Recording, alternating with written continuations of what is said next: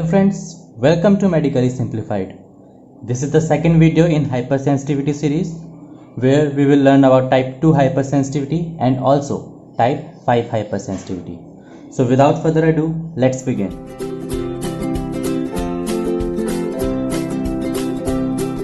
So friends, type 2 hypersensitivity or antibody mediated hypersensitivity. The antibodies involved in this are IgG and IgM, whereas in type 1 the antibodies involved were IgE antibodies. So that's first point. Now coming to second, the antigen involved in type 2 hypersensitivity is a fixed antigen, whereas in type 1 hypersensitivity the antibody was fixed. Where it was fixed? It was fixed on mast cell.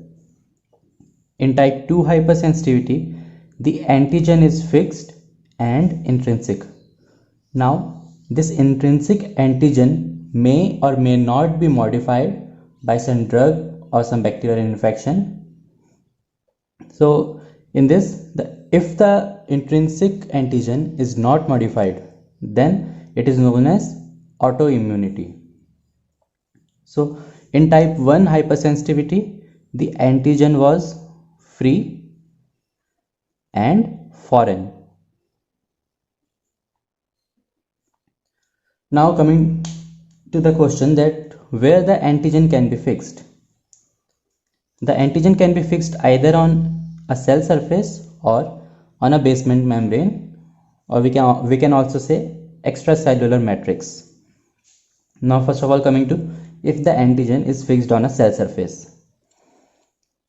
This hypersensitivity will present itself without inflammation, and it will further proceed in two ways.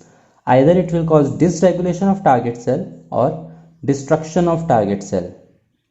So first of all, let's discuss how it will cause dysregulation of target cells. Straight away coming towards the examples, Graves' disease and myasthenia gravis. So what happens in Graves' disease? Antibodies are produced against the TSH receptors which are present on the thyroid gland. So the antibodies that are produced against the receptor, they cause overstimulation of the thyroid gland, which leads to Graves' disease. Similarly, what happens in myasthenia gravis? Antibodies are produced against acetylcholine receptors, due to which there is skeletal muscle weakness, as the acetylcholine is not able to bind with acetylcholine receptor. Now, if you see, there is no tissue destruction in this dysregulation of target cell. So nowadays, many people are also calling this type 5 hypersensitivity. Now, coming to how, if an antigen is present on cell surface, how it will cause destruction of the target cell. It can proceed in three ways. Either by phagocytosis or complement mediated or ADCC. Let's see this in detail. First of all, phagocytosis. How this phagocytosis will occur? Suppose there is a cell and there is an antigen present on it, shown in black color.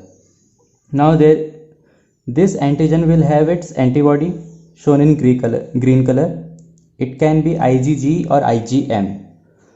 Now a phagocyte will come which has a receptor for the Fc portion of this antibody, and it will bind to the antibody, and further it will lead to phagocytosis of the cell.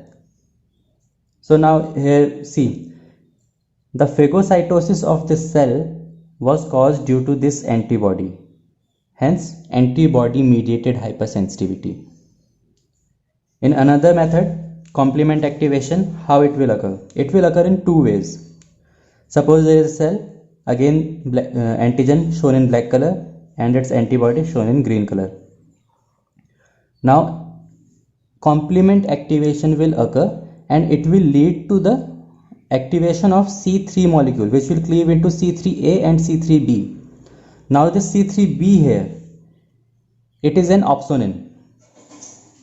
It will bind to the cell and it will release some chemical mediators that will lead to its phagocytosis, or simply we can say These opsonins make the cell tasty for the phagocytes. So opsonization will lead to phagocytosis. And in another method, same, the antigen will be there, antibody will be there, and complement activation will occur, and it will lead to the formation of MAC. What is MAC? Membrane attack complex. So what happens in membrane attack complex? The complement, the proteins that are present, they make a donut shaped channel, and the donut shaped channel embeds itself in the cell membrane of the cell, which leads to free flow of electrolytes and water, and the cell dies due to osmotic shock, because the extracellular fluid and intracellular fluid are free to pass into each other. So this is the second method, where MSC complex will be formed and it will drill a hole into the cell, and the cell dies due to osmotic shock. And the third method is ADCC. What is ADCC? Antibody dependent cellular cytotoxicity. What happens here? There is a cell, antigen, antibody. Now a natural killer cell will come which has a receptor for the Fc portion of the antibody, and it simply kills the cell by contact killing. How? The cell will arrive and it will release some enzymes and perforins. What perforins will do? Same. They will again drill holes into the cell, and these enzymes will lead to the digestion of the cell. Many cells can perform the natural killer cell function, like eosinophils, neutrophils also perform this function sometimes. So these are the three methods: phagocytosis, complement mediated, and ADCC, antibody dependent cellular cytotoxicity. What are some examples of this? Autoimmune hemolytic anemia and erythroblastosis fetalis. In both these methods, there is no inflammation. Now coming to, if an antigen is fixed on basement membrane or extracellular matrix. See, here is a cell and outside is extracellular matrix on which antigen is present, to which antibody will come and bind, which will lead to the formation of immune complex. Where this immune complex formation will occur?